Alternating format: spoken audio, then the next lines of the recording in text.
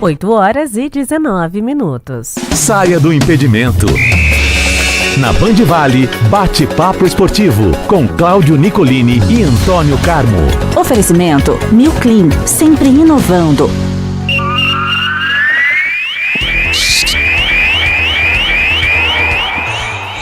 Vamos falar de esportes, o bate-papo comigo e com o eclético Antônio Carmo, sabe tudo, diz aí, Carmo, bom dia. Nem tanto, mestre, bom dia para você, bom dia aos amigos todos que estão nos acompanhando, nos honrando com a audiência aqui nesta manhã no bate-papo esportivo, entre eles o pessoal do time 60 da Decembra, que foi campeão do torneio realizado aqui na cidade, sempre bom, né, essa rapaziada de 60.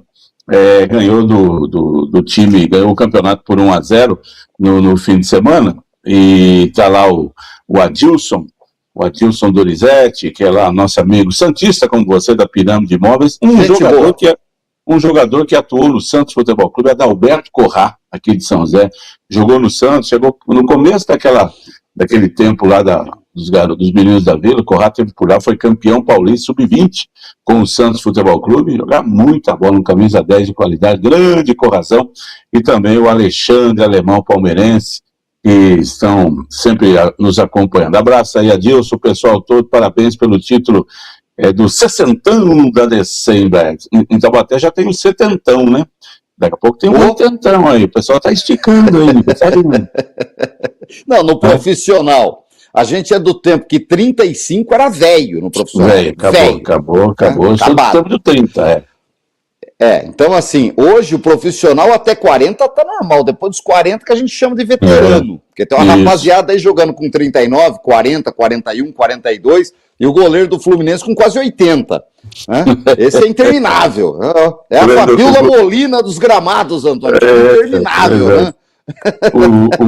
O Fábio o Castilho lá do céu deve olhar para o Fábio e falar, meu Deus, esse rapaz não vai parar não, Castilho, leiteria. Parei cedo, né? Agora você está falando. Eu parei cedo. O Manga, que parou com 40 e poucos anos, está achando. O Pelé, Nicolino, na Copa de 1970, ele tinha 30 anos, né? Ele era de 1940, então ele já era considerado 29, velho. Né? 29 é 30 em outubro. Naquele período dos anos 70, o jogador com 30 anos já era considerado veterano. Aí depois pulou para os 35. E quem assombrou o mundo na Pelé Copa de 90? Jogou a Copa de 74 e a crônica entendia que ele já estava veterano para jogar. Ele resolveu encerrar a carreira dele na seleção um ano depois, 1971, naqueles 2 amistosos contra a Áustria no Morumbi e a Iugoslávia no Maracanã, porque ele entendeu realmente que já não dava mais, ele já não tinha mais espaço, já estava mais velho, tinha jogado 3 Copas do Mundo. Se hoje ele jogaria 74 com 34 anos e 78 com 38 anos com a maior tranquilidade, né? E quem assombrou o mundo foi Roger Milá, que na Copa de 1990 na Itália, o camaronês fez gol com 40 anos de idade. Todo mundo se assustou, né? Aí depois, aqui no Brasil, o Júnior, do Flamengo, que tinha voltado do futebol italiano, com 36, 37, 38 anos, também jogou. E aí a gente começou a perceber depois teve que Cerezo. O Cerezo no São Paulo, com quase 40 também, foi campeão do mundo, foi campeão de tudo. O primeiro jogador, acho que mais ou menos assim, de nome, e que mudou a história do São Paulo Futebol Clube. São Paulino que não conhece a história, é bom ler, para saber da chegada do Leônidas da Silva, no começo dos anos 40 no São Paulo. Ele mudou a história do São Paulo, ele mudou o status do São Paulo Futebol Clube vindo do Flamengo do Rio. São Paulo foi lá, o pessoal pegou o trem em São Paulo, foi até o Rio, negociou, contratou, mas está trazendo um veterano aí e tal, e o Leônidas, né, que tinha brilhado na Copa de 38, já mais veterano, brilhou no São Paulo e fez o São Paulo se transformar num outro esquadrão, que foi muito legal. Isso é interessante mesmo em termos de idade, né? Hoje aí tem o 60, 70, o pessoal está batendo uma bolinha, o que é muito importante. É isso, e esporte é saúde, né? Já dizia aquela velha máxima do marketing nacional. Meu querido Antônio Carmo, para a galera que nos acompanha em 102,9, para a galera que está com a gente em áudio e vídeo em youtube.com/Rádio Band Vale FM, quero começar falando da celeuma doméstica, porque o Taubaté ontem anunciou horários que vai jogar no Campeonato Paulista da Série A2. né? E definindo aí, basicamente, datas e horários, vai jogar sempre às 3 da tarde, porque joga aos finais de semana, quando joga em casa, ou sábado ou domingo, 3 da tarde. Uma exceção, Taubaté e São José, jogo marcado inicialmente para 6h30 da tarde, o que eu particularmente achei espetacular. Ali 6, 7 da tarde, o sol caiu, horário bom, dá para depois a galera sair pro embalo, será um sábado à noite, então é embalos de sábado à noite no Joaquinzão, clássico do Vale, Taubaté e São José. E quando for à noite, meio de semana, 20 horas, que eu também acho um horário bacana para chuchu, a maioria trabalha até 6, 6h30, consegue para o jogo e chega em casa 10 e pouco da noite, né, cara? Dá para começar outro dia de boa. Eu acho que foram bons os horários esse ano do Taubaté, diferente desse ano de 2025, que quis jogar sexta-noite, pelo amor de Deus, né? Na Copa Paulista, viu que foi feita uma grande bobagem.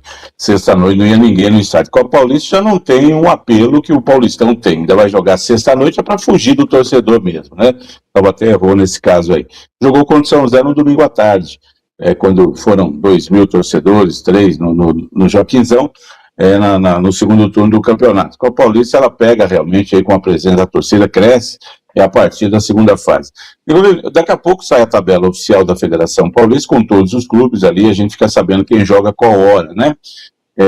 Tem clube que prefere jogar no meio de semana 19 horas, mas eu concordo com você, o melhor horário do meio de semana é 20 horas. São José também já definiu, quando tiver que jogar quarta-feira, jogará às 20 horas, é o que o Taubaté fez. Eu acho esse horário das 15 horas ruim, porque é o horário em que o sol, nós vamos estar no verão, né? Vamos estar, o sol, primeiro jogo, Taubaté e Oeste, aliás, de sábado, Taubaté e Ferroviária, 24 de janeiro, um sábado, 3 da tarde, vamos estar com um mês de verão. Se pega um dia de sol, é de matar o negro, rapaz, para ver 3 horas da tarde, é muito cedo, eu acho isso.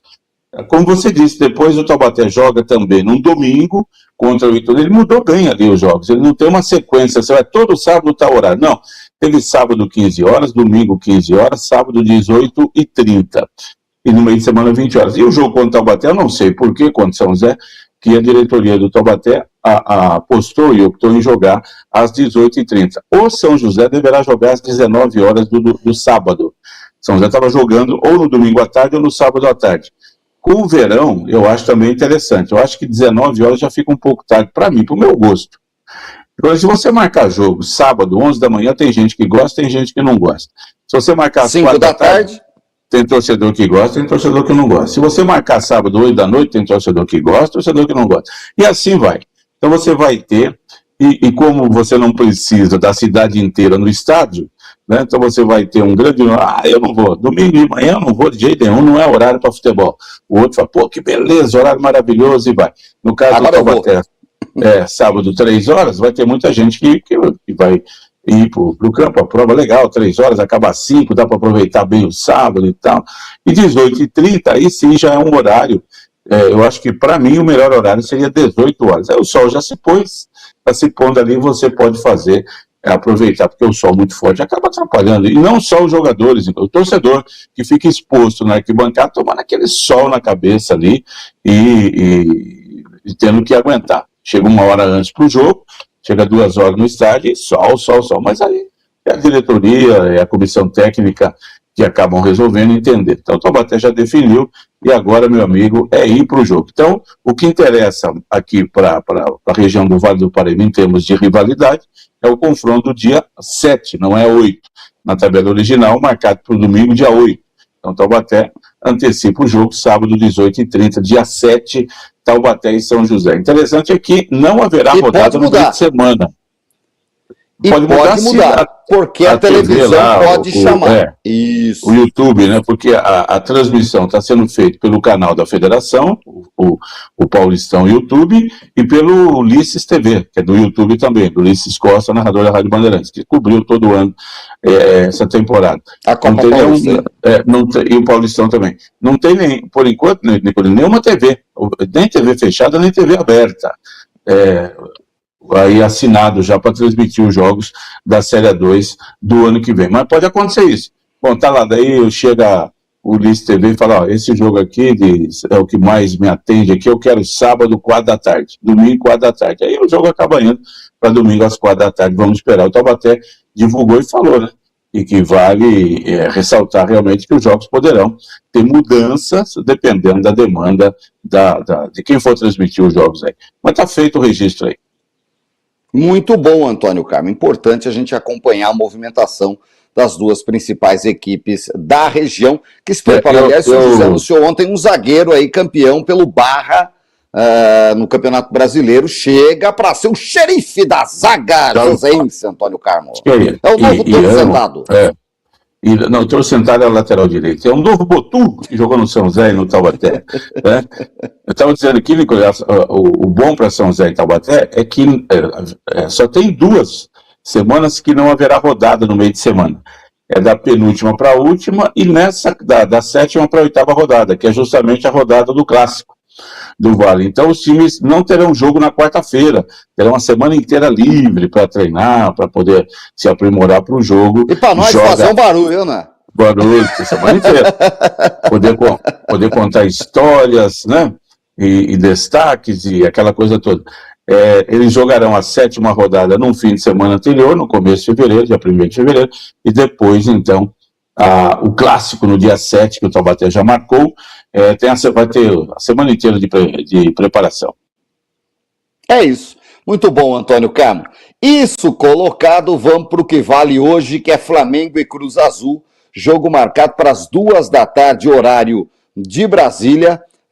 As duas equipes se enfrentam no Catar, meu querido Antônio Carmo, e a gente tem aqui o time do técnico Felipe Luiz, que deve jogar com Rossi, Varela, Léo Ortiz, Léo Pereira e Alexandro, Pulgar, Jorginho e Arrascaeta, Carrascal, Lino e Bruno Henrique. É o que tem de melhor o Felipe Luiz hoje? O Pedro não joga mesmo, né? Se tivesse bem fisicamente, jogaria, né? Logicamente. É o time que jogou contra o Palmeiras na final da Libertadores com uma mudança aí, porque o Danilo foi o titular naquele jogo, fez o gol do título, inclusive do Flamengo. Tem essa dúvida aí, se joga ele ou joga um dos Léos aí, o Léo Pereira, Léo Ortiz aí, na zaga do Flamengo. De resto, é isso aí mesmo, Nico, ele ir pro jogo. E deixa eu consertar aqui uma bobagem que eu falei ontem. Falei, o Cruz Azul tinha chegado antes lá no Catar. Não, chegou depois. Ele estava com uma tranquilidade de jogos. Mas ele teve um jogo para fazer no sábado no Campeonato Mexicano, empatou com o Tigres, foi eliminado, inclusive. E nos últimos 5 jogos, ele ganhou 1, empatou 2, perdeu 2. E chega meio pressionado. Aí ele foi embora para o Catar, chegou depois do Flamengo. Como o Flamengo não precisou jogar domingo pelo Brasileirão, ele foi sábado, o Tigres foi domingo. O Cruz Azul. Então, não falei que ele tinha chegado antes. Ele fez muito menos jogos, 20 jogos a menos do que o Flamengo neste ano, porque a temporada mexicana, ela é no estilo europeu. Ela começa em agosto um ano, termina em maio do outro. Por isso, o Cruz Azul tem menos jogos realizados do que o Flamengo, já que a temporada do Flamengo começou em janeiro e vai agora. Então, não tinha nada do Cruz Azul ter chegado antes, está esperando o Flamengo não. Chegou depois.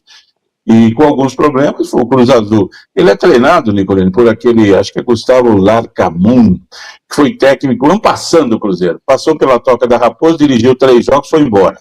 Né? É ele o técnico lá do Cruz Azul. E são vários jogadores da América do Sul, assim como no Brasil também, como no Flamengo, sim, que tem aí uma meia dúzia de sul-americanos jogando. Tem também lá no Cruz Azul, que chega aí cheio de pompa também, dizendo que tem bola para ganhar, que vai fazer o que é de melhor, aquela coisa toda. Vamos ver o que faz o Flamengo nesse jogo aí. Muito bom, Antônio Carmo. Vamos ficar de olho. É a Copa Intercontinental, se perder, vem embora. Pega o trem e volta para o Rio de Janeiro, tá bom? Não tem lero-lero, nem vem cá que eu também quero. Se vencer, vai pegar o time lá das Arábias, meu querido Antônio Carmo. O Pirâmides. Do Egito, né? Exatamente. Que entra com camelos, é isso. Coisa de louco. Copa do Brasil, Antônio Carmo. É hoje Cruzeiro e Corinthians no Mineirão, no velho estádio Magalhães Pinto, que foi governador de Minas Gerais e dá nome ao estádio do Mineirão, uma das joias da Pampulha, lá em Belo Horizonte, fica ali do ladinho do Lago da Pampulha, o estádio do Mineirão. E aí, Antônio Carmo, é pouca água e vamos pro jogo. Corinthians ficou quietinho a semana inteira, todo mundo fala, até surdo tá falando, só dá Cruzeiro, vai ser um massacre, vai ser um atropelo, e o Corinthians tá quietinho e deve ir com o que tem de melhor. Memphis Depay, Garro e Yuri Alberto Joseense, o centroavante que tem hora que é gênio e tem hora que tropeça na bola, Antônio Carmo. Tem hora que é gênio com J, né? O Garro ainda é dúvida, né? Não tá totalmente arrumado ali. Aliás, esses 3 jogadores importantes... É a hora de passar a aguinha milagrosa. Passa a aguinha esses milagrosa, 3, aquele spray, não é? Vai o que Depay, vai, Antônio Carmo. Não jogar o agora, vai Depay jogar quando? foi jogar pela seleção da Holanda, voltou machucado, não jogava pelo Corinthians, não jogava. No domingo ele entrou no segundo tempo no time juvenil do Corinthians, que empatou com o Juventude na última rodada do Brasileiro lá em Itaquera, né? Entrou no segundo tempo.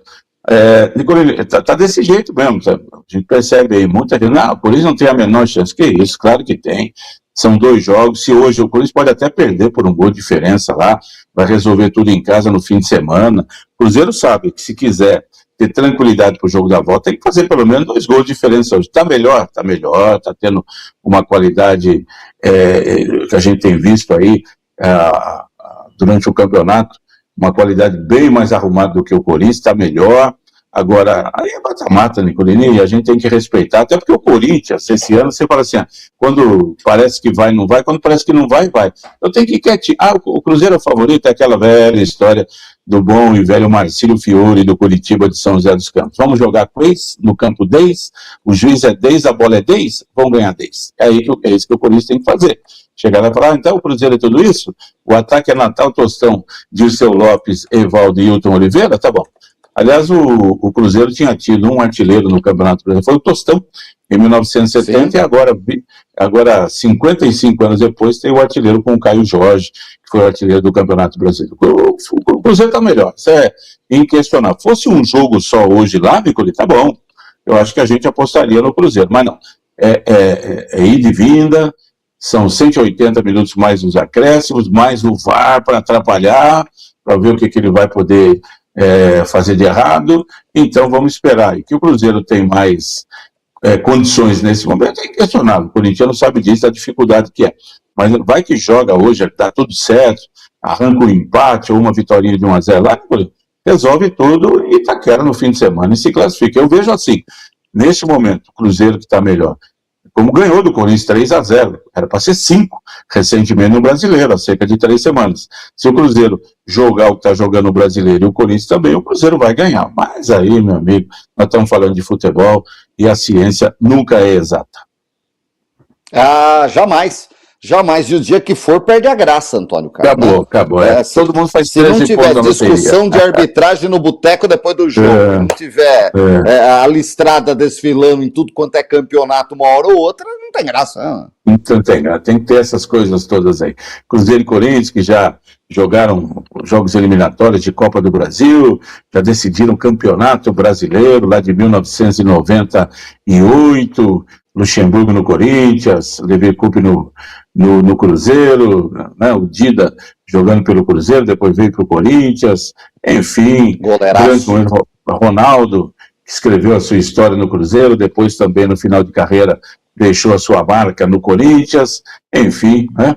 Jogos memoráveis que aconteceram e é mais um que vai ser escrito na história.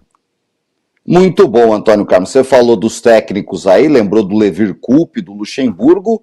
O Grêmio deu a mala para o Mano Menezes ontem, né? Muito obrigado. Terminamos o ano, não caímos. Um grande abraço, vai com Deus, pega a sua cuia, a sua térmica, a sua bomba de chimarrão e camula, não é?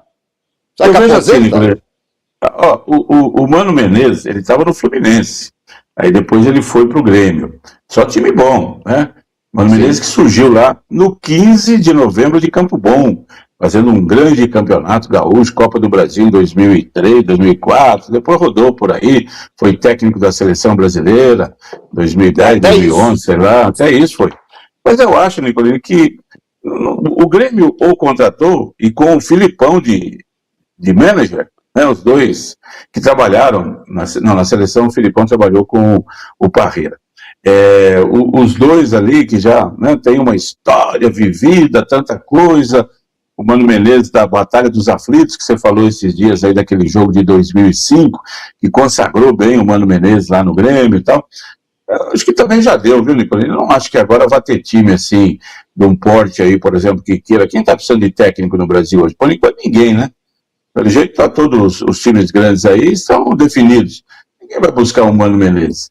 E aí, para dirigir um Santa Cruz do Recife, um América de Natal, né, um Coritiba. O Coritiba já anunciou aquele jovem, Fernando Seabra, para substituir o Moza, que deixou o Coritiba depois de ter sido campeão da Série B. Então, acho que o Mano Menezes tem mercado mais assim, não. Vai aos pouquinhos, vai ficando de lado, como o Luxemburgo realmente ficou aí, que ninguém mais chama, o Abelão, que só voltou mesmo nessa emergência do Internacional, aquela coisa toda, senão não teria mais trabalhado. Acho que caminha para isso, o que é natural, né, Nicolini? Que a gente fala, tudo na vida tem começo, meio e fim, e o fim da carreira de técnico do Mano Menezes me parece que está sendo escrito aí. Não acredito em ninguém mais que vá querer contratá-lo, não. Então tá ótimo, Antônio Carmo. Olha, estamos passando pela 6ª rodada da Champions. Ontem a gente não falou disso aqui. O Bayern de Munique meteu 3-1 no Sporting. O Barcelona ganhou do Eintracht Frankfurt também 2-1. O Tottenham meteu 3-0. O PSV Eindhoven perdeu em casa para o Atlético de Madrid 3-2. Antônio Carmo. E hoje tem a Muralha Amarela, o Dortmund no Dortmund Stadium. A gente vai ver a Muralha Amarela recebendo o seu querido Bodoglin. Lá da Noruega. Esse mesmo. Tem o Benfica no Estádio da Luz contra o Napoli. Jogo interessantíssimo. A Juventus joga na Itália. E a gente tem o PSG da França jogando contra o Atlético de Bilbao. É sempre importante ver o campeão europeu jogar, Antônio Carmo. E o grande clássico mundial. Oi? No Santiago Bernabéu, Real Madrid e Manchester City. PSG que joga hoje, enquanto o Flamengo joga pela Copa Intercontinental, o PSG ainda joga a Champions League e viaja só depois no domingo, porque a final é quarta-feira da semana que vem, PSG contra o Cruz Azul, ou Flamengo, ou Pirâmides, né? Então ele tem esse jogo hoje. E aí, Nicolini, hoje quem joga, quem que você falou? Real Madrid e Manchester City. Vini Júnior contra o Haaland. O Haaland, Nicolini, faz gol, é um absurdo o número. Daqui a pouco ele está com 1000 gols, com 25 anos de idade. O Haaland é a mistura do Geraldão com Dadá Maravilha, com Serginho Chulapa e mais uma meia dúzia que você pode escolher. Fede a gol, Antônio. Meu Deus, faz tudo quanto é jeito. Tudo quanto é jeito. Atingiu já um número mágico na Champions, lá na Premier League, já chegou a um número absurdo de gols. E carregou a Noruega para a Copa do Mundo. Aliás, a Noruega vai ficar no grupo da França. Na Copa do Mundo ficou o grande jogo aí. A Noruega conseguiu crescer tanto no conceito do futebol internacional que ela vai chegar chamando a atenção na Copa do Mundo do ano que vem. E hoje então vai ter o Vini Júnior contra o Haaland. O Real Madrid perdeu em casa, sábado, pelo Campeonato Espanhol, 2-0 para o Celta de Vigo. Teve 3 jogadores expulsos, entre eles o Endrick no banco de reservas. E aí no vestiário teve uma briga lá, uma discussão, porque vários jogadores culparam a arbitragem e o outro falou, vocês estão reclamando de vocês mesmos. Nós perdemos para nós, não tem arbitragem não, é que nós não jogamos nada. Aliás, esse Endrick, Padre Quevedo mandou avisar, tá? Não, eu discordo do senhor, ele é bom jogador, só que foi pro lugar errado. Você tem que ir jogar, Nicolini, não adianta você ficar aí fazendo essas coisas. O Henrique é bom, ele entrou esses dias no jogo do Real Madrid, jogou muito bem, e aí, só que tem um detalhe, anote aí, pega o seu fax. Xabi Alonso está na alça de mira de Florentino Pérez e companhia do Real Madrid. Já disse que conversaram com o Zidane de novo.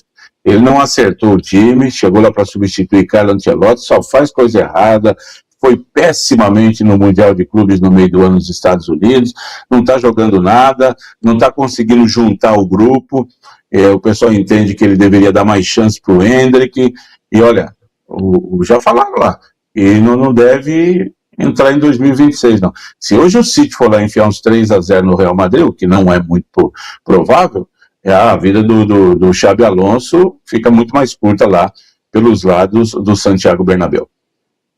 Então tá bom. Vamos ficar de olho, Antônio Carmo, para ir embora. Ontem o Joinville ganhou do São José na Superliga Masculina 3-2. Hoje tem basquete no velho ginásio Lineu de Moura, ginásio da Vermelhinha, em São José.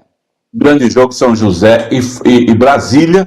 Brasília, que no começo do NBB era um grande time que reinava junto com o Flamengo, depois sumiu, agora volta a fazer um belo trabalho. E ontem o Nicolini terminou a saga das meninas brasileiras do handebol. O Brasil perdeu da Alemanha nas quartas de final no Mundial, que acontece lá na Alemanha, e o Brasil foi eliminado, mas era o que se esperava. Ficou entre as 8 melhores seleções do handebol feminino. Olha o que tem que aplaudir, nós estamos falando de campeonato mundial, Antônio Carmo, não é Copa Band Vale, né? O Brasil entre os 8 melhores do handebol feminino, o mundo fica de olho no Brasil também. O Brasil, que foi campeão em 2003, surpreendeu o mundo, depois não conseguiu mais se manter nesse patamar, mas vai fazendo bons trabalhos.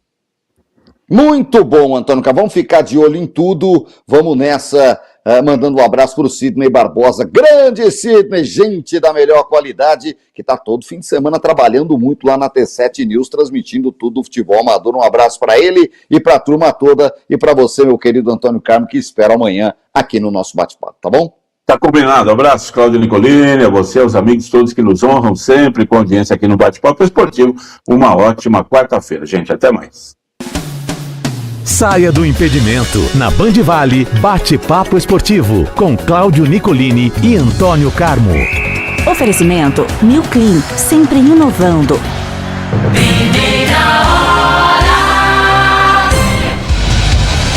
Agora 8h45, vamos para as atualizações das rodovias e também das estradas que cortam a nossa região com o Yankee. Pois bem, o motorista que trafega pelas principais rodovias, um acidente no quilômetro 146, em sentido Rio de Janeiro, ali nas proximidades, passou o Center Valley Shopping, ali nesse trecho do 146, já naquela baixada que sobe, ali no 146 teve uma colisão lateral envolvendo 2 veículos de passeio, sem vítimas, interdição e também não tem interdição, e neste momento segue congestionado desde o quilômetro 151, pouco antes ali do trevo do CTA, nesse trecho aí do 151 até o 146, reflexo desse acidente, dessa colisão do 156 até o 146, desse 151